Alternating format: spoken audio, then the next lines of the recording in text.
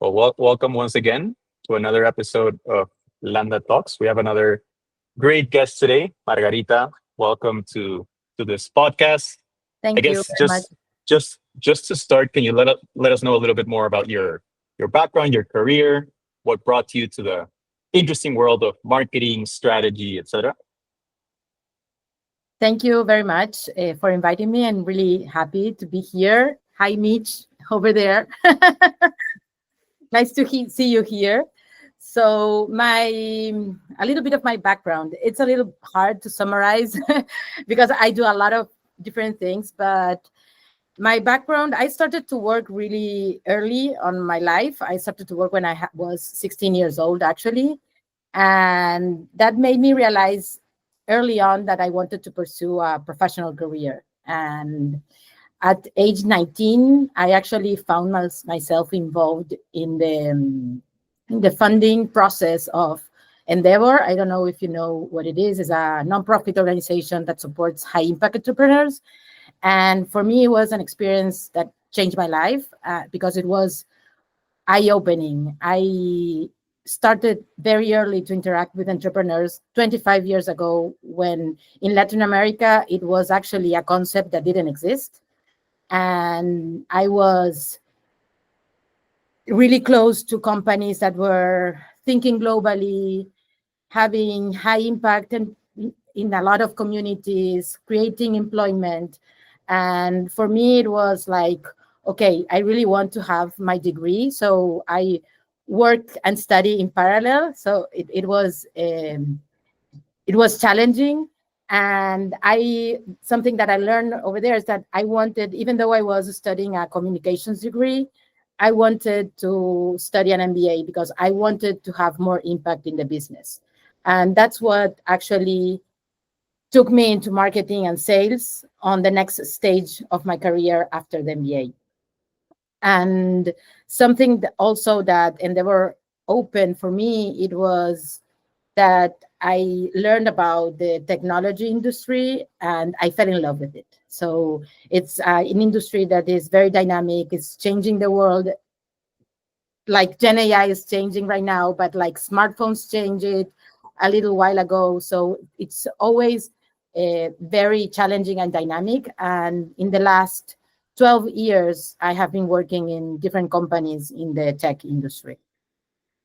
I'm an entrepreneur myself. I have Mhm. this marketing agency where I'm a fractional CMO for different companies, but I'm a founder of a renewable energy startup with my husband and another founders. And this new stage of my life where I became an entrepreneur.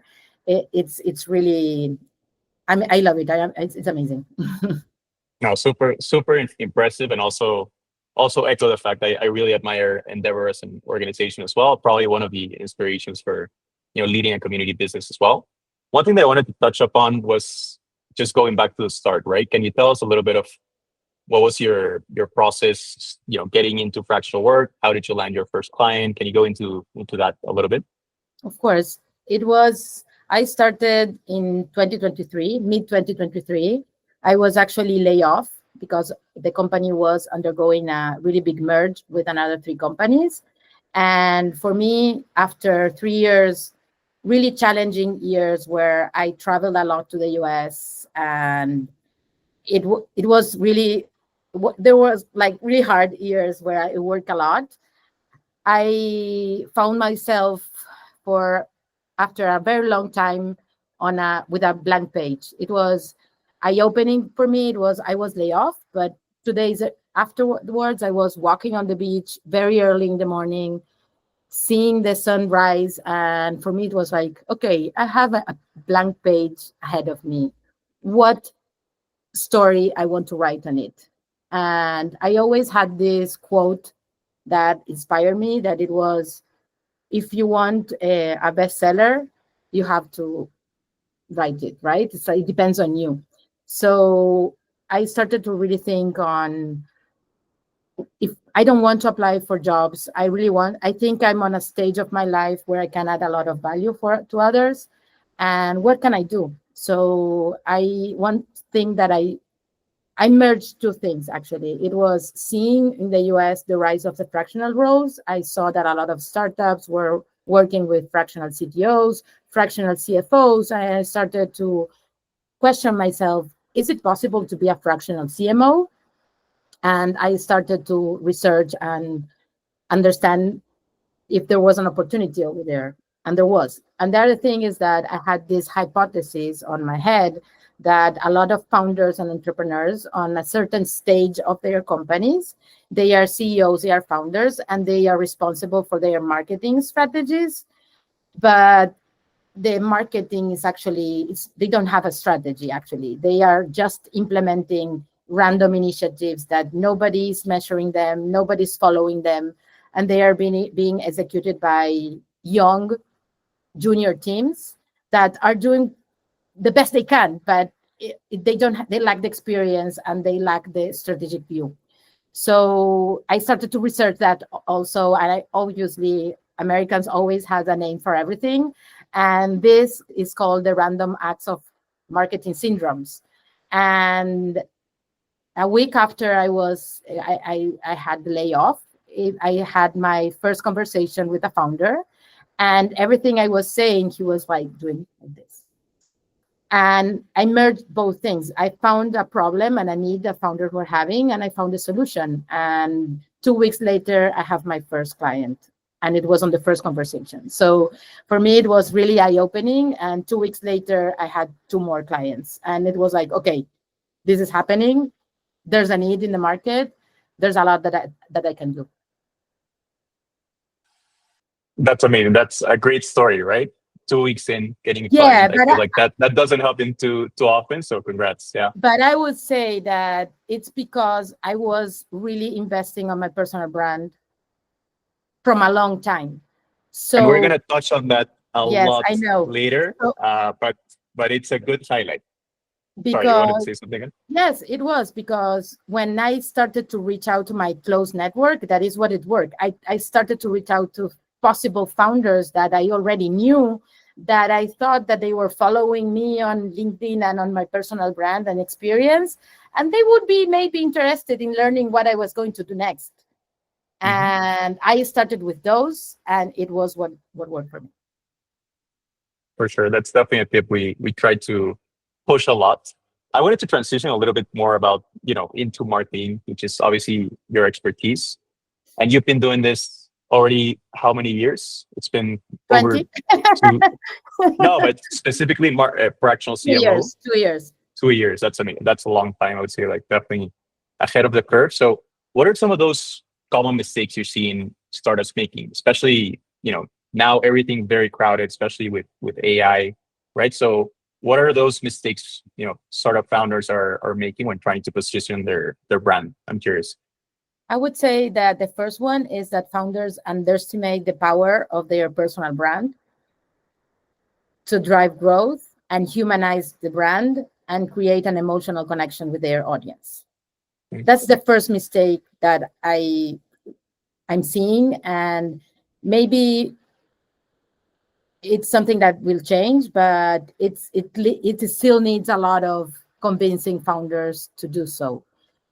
The other mistake, I would say that founders and companies are trying to speak to everyone, which means connecting with no one. And when you are trying to speak with everyone, you're not controlling the message. So there's this concept of Seth Godin of the book This is Marketing that I really recommend. That is the minimum viable audience, and it means really figuring out and segmenting what are the clients that are going to make viable your business. For me, are tech founders. Does that mean that I won't sell to other founders? It's not. I actually have clients from the civil engineering world, and I have a lab. Mm. And but my target audience, what makes viable my business right now, are tech founders. And it's where I found the actual problem, the target audience that I actually can help. And I understand pretty well what are their needs and problems and how to solve them. So I would say, and about not controlling the message is also about the message is already out there, and your clients are already interacting with everything you do and everything you communicate.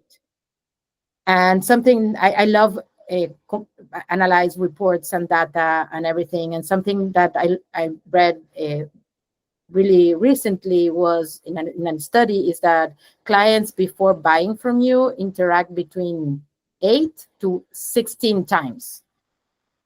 So you have to question yourself with what message are they interacting? Are you actually controlling what they are seeing from your company, or they are seeing something that is out there? So I think those are pretty common mistakes. And the other one would say it's something that I already said. They don't have a strategic plan. They are lots of activity with little impact when you do that.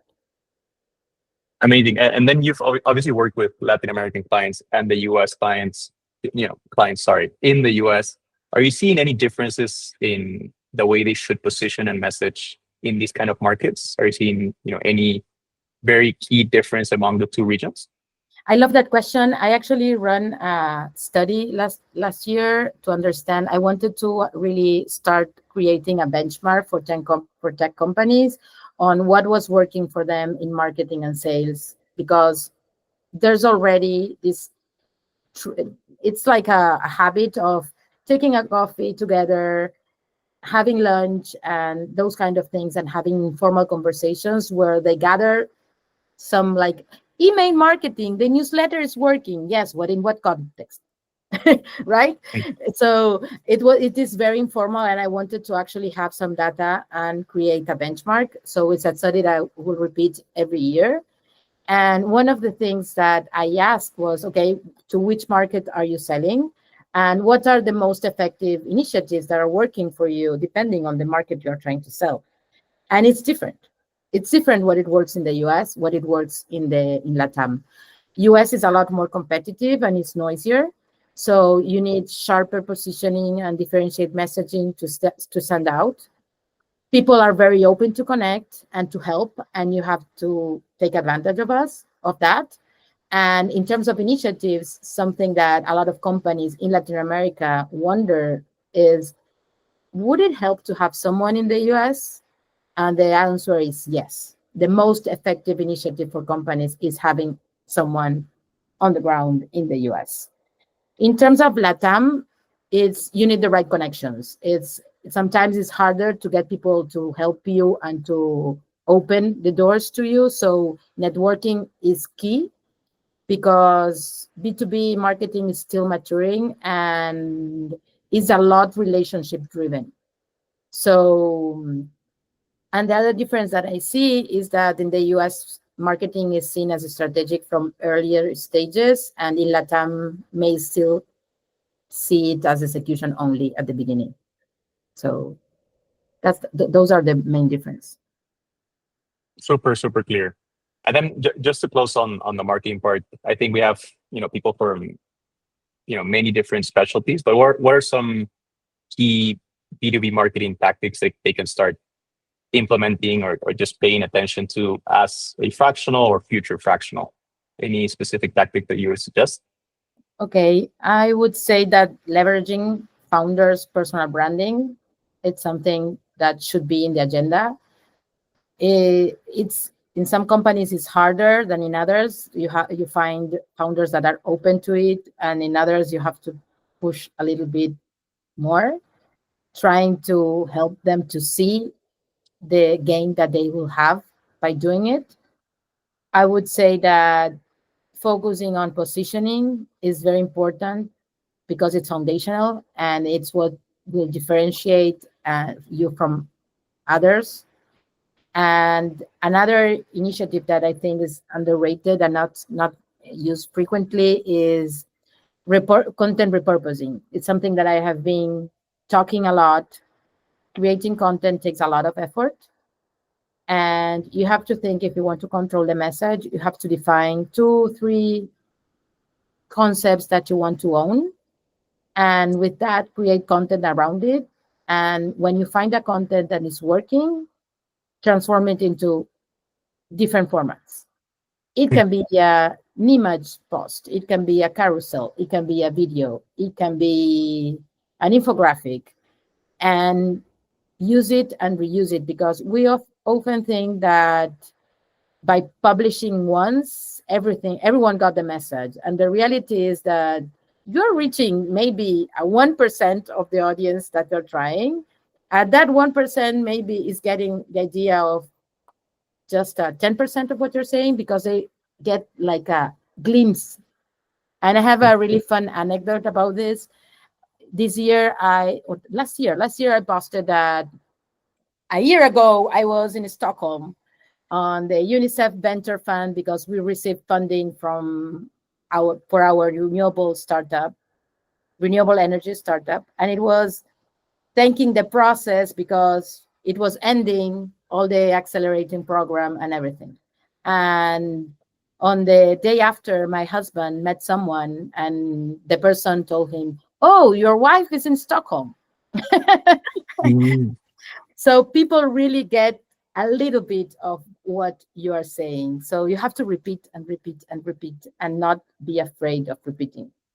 If you want to own a Makes concept, total you have to repeat it. makes total sense, especially for points that you really want to deliver.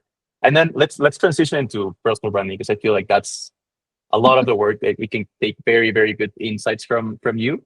For someone who's probably not really investing this much in personal branding, who maybe are low believers, right, or of this tactic, what would be some of the first steps somebody can start actioning? And then what can people, expect to achieve from it? Because you know, there are a lot of people, I would say like only 8% of people in average post on LinkedIn. There's like 92% of flirters. So I'm curious to hear your thoughts around that. What would be your tips? I would say first, take the leap. Oops. Take the leap, and don't be afraid of exposure. That's something that a lot of founders and people are afraid of. LinkedIn is a really friendly network. We all have this mind on Twitter and X that is very aggressive, and people are commenting and being, I don't know, um, mean sometimes. And it's not what happens in LinkedIn. You feel a lot of support in LinkedIn. That's the first thing that I would say. Then I would say, define how do you want to be perceived? What do you want to be known for? And for me, it was at the beginning, was start showing what you're doing, because if you don't do it, nobody is going to do it for you. That was my first step on working on my LinkedIn content. And I was traveling a lot, having amazing conversations, first in Latin America, then in the US. And little by little, I felt confident on posting more. And then when I launched but I started to build on my personal brand. And afterwards, that was what helped me to have a successful landing on the fractional CMO world. And I wanted to be perceived about marketing strategy. I wanted to be perceived about someone that knows a lot about startups and entrepreneurs, and someone that is related to the US. Those are my three concepts that I work around.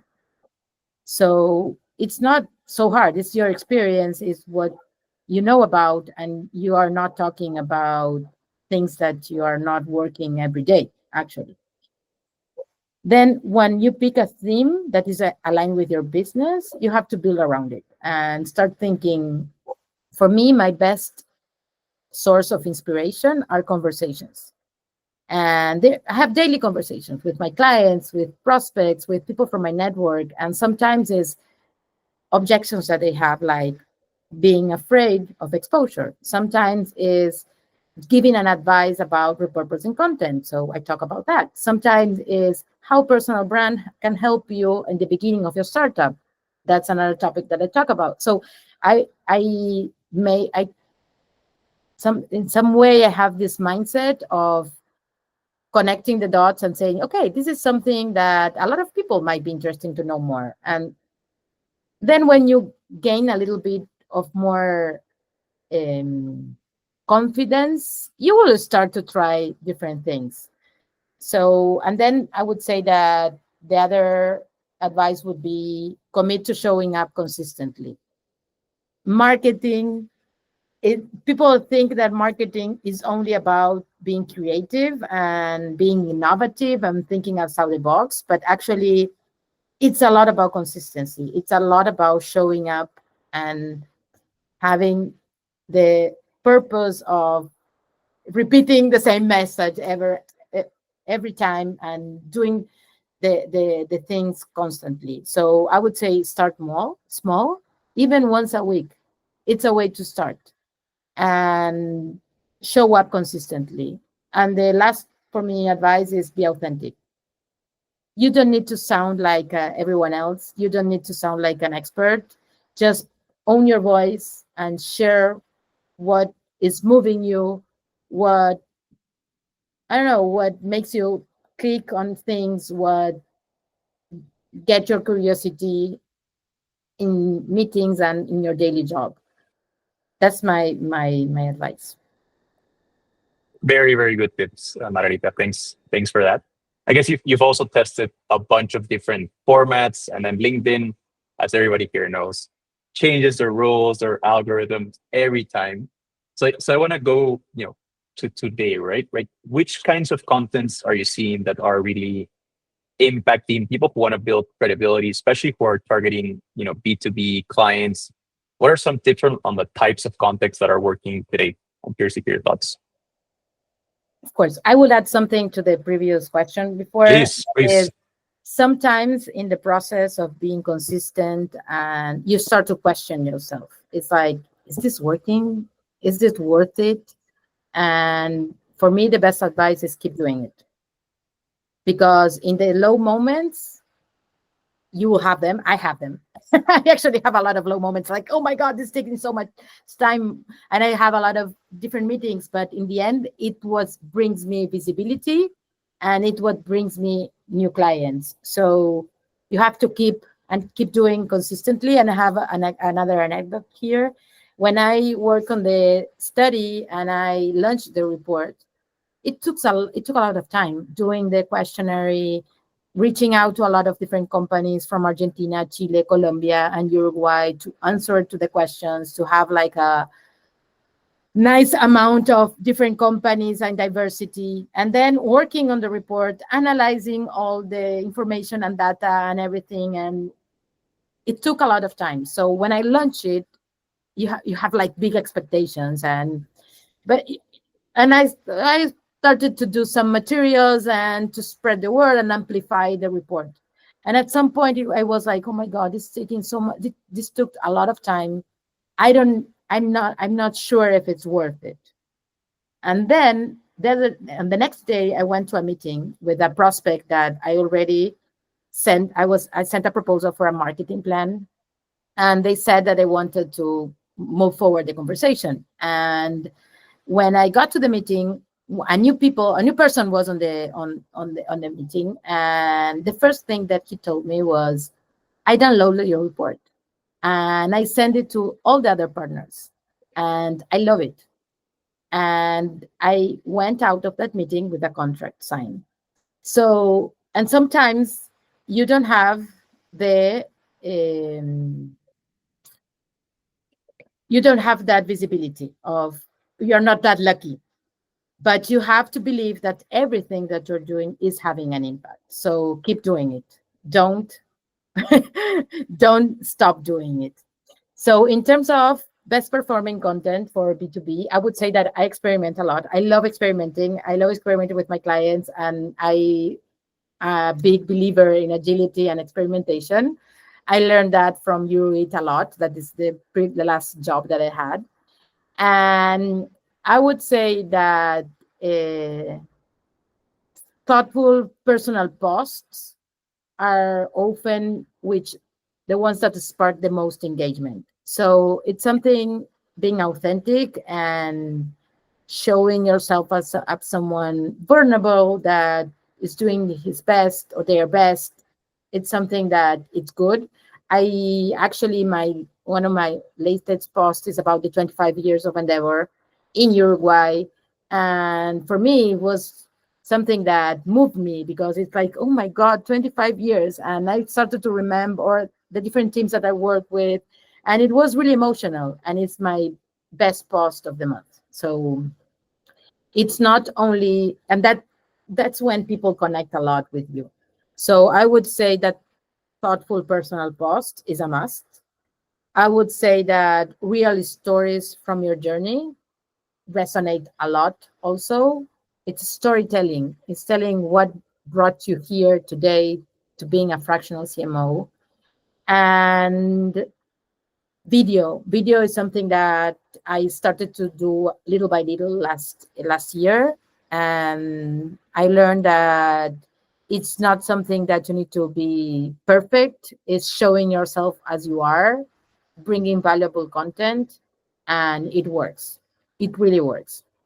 So I know it takes some time to get there, but start small. And if you find yourself that you want to take the leap, take it, because it's a good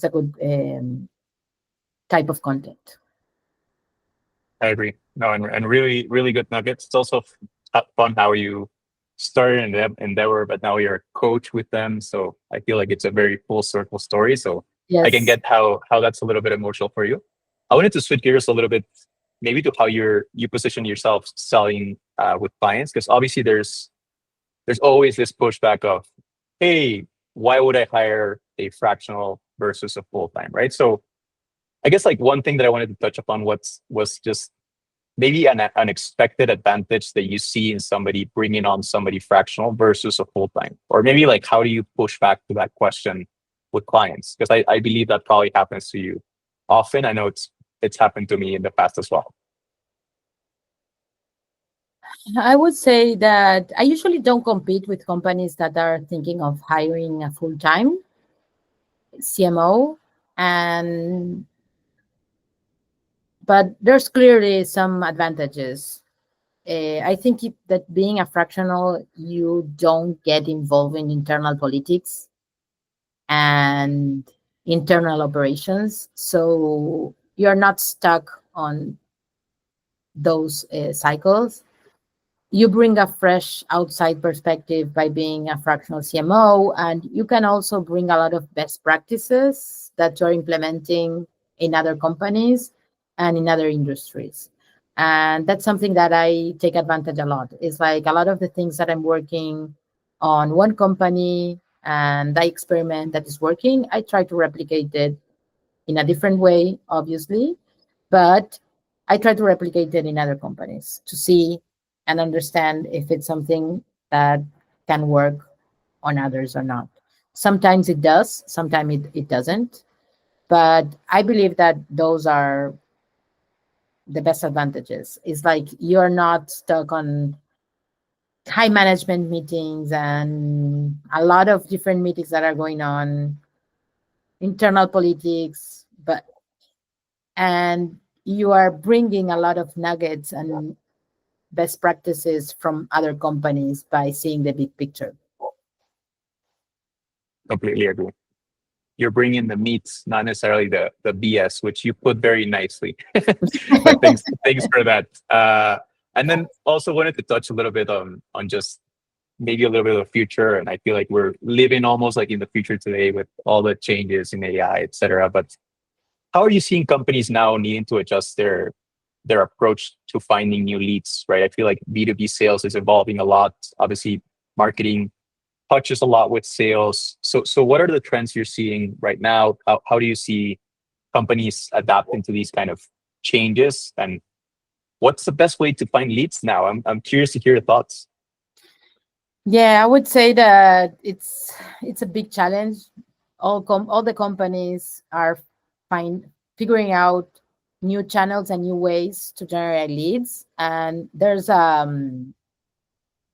the whole volume game is fading, right? It's like there's not a lot of volume on leads and there's a lot of competition. So, and buyers are more skeptical. So, I believe that more than ever, people are buying from people and not for logos. So, but that's why truly recommend to founders to work on their personal brand, because usually it depends a lot on the product and service that you are offering, right?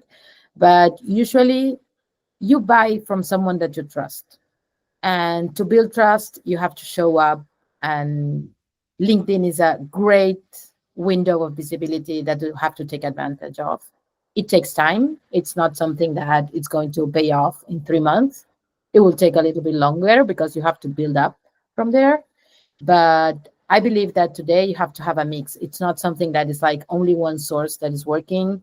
You have to figure out how to do outbound, very segmented and personalized, customized outbound.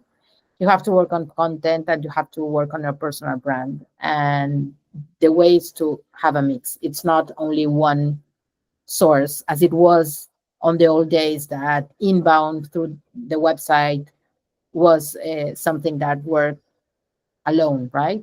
And today is even harder because with AI, all the organic traffic is getting lower every day. So even the organic traffic is being redefined every day.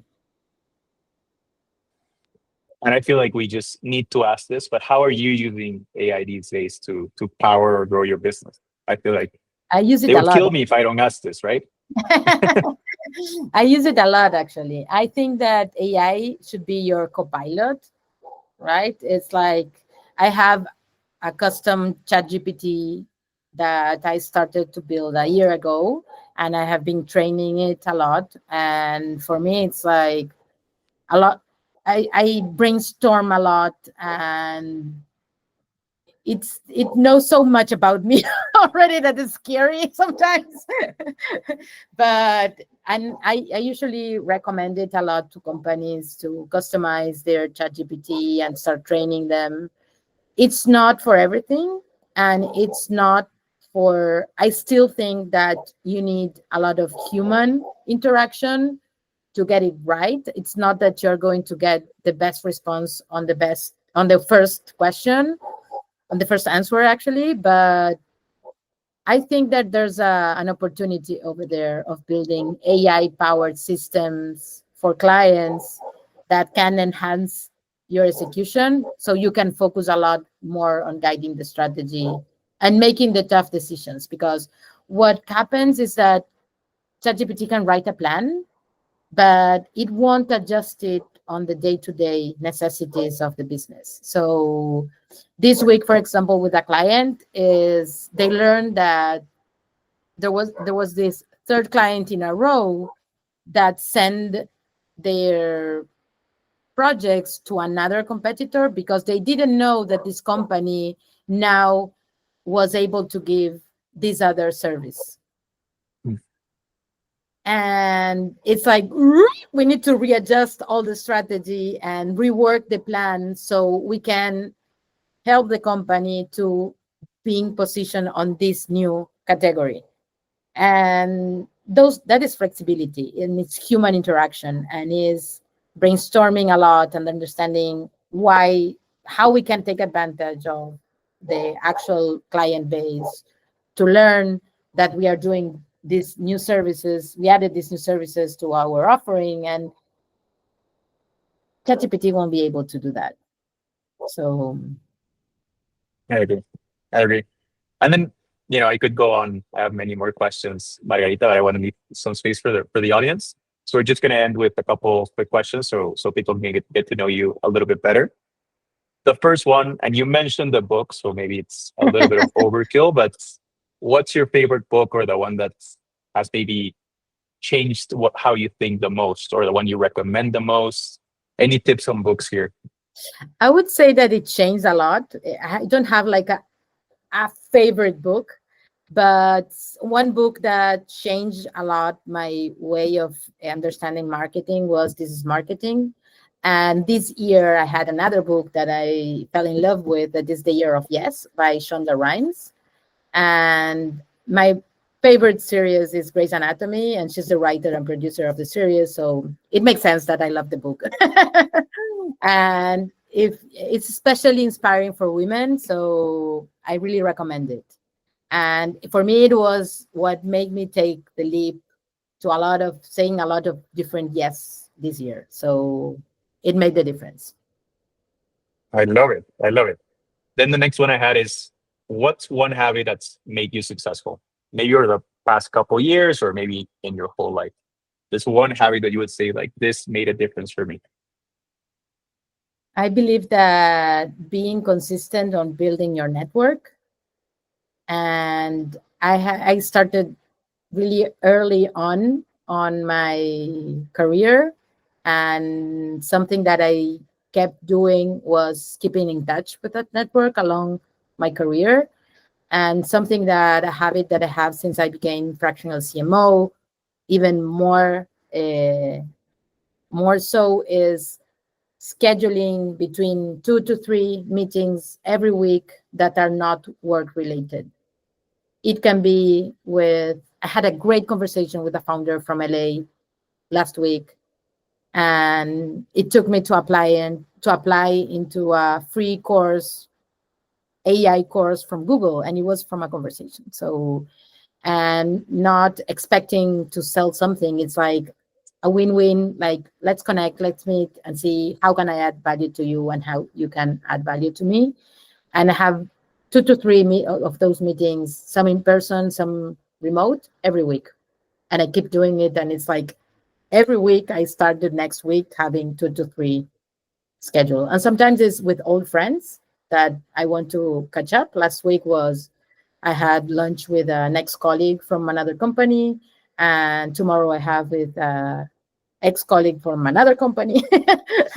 And so I always take the time to have these conversations because they bring a lot of value and they inspire me a lot also on the kind of content that I want to create.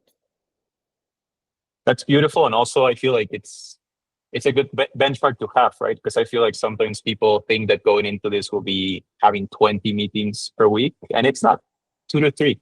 And this is Margarita already 3 years in. And it's That's half an amazing. hour. It's half an hour. It's Yep. make the time. Beautiful. It's worth it. I agree. Let's do that. And then just to close, what's the most rewarding part of being a fractional executive for you? Managing my time is one. Don't have to ask permission to, I don't know. I went to Buenos Aires on the weekend to the Lula Palusa festival, and I took Monday off, and I just didn't schedule meetings. It's not like, hey, I will take Monday off. No, it's like, I'm not available on Monday. Sorry. I won't take meetings on that day. And and then the other part is, I would say that working from home is another one. I go a lot to the companies here in Uruguay when they are here located, and I love to work with the teams in person. But working from home and having the opportunity of receiving my kids when they get from school and being here is something that I really appreciate and love. And on the third place is having the ability of working with different industries and different teams and everything. But the most gain is my personal life. I love it. What a great way to close. And then just one last thing. How can people connect with you or keep the conversation going? What's the best way to find you? I guess LinkedIn is one. Is there a place? I would say LinkedIn in English and Instagram in Spanish. So just find me and I would be there. I would love to connect Beautiful. in the conversation going. Thank you. I know everybody will appreciate that.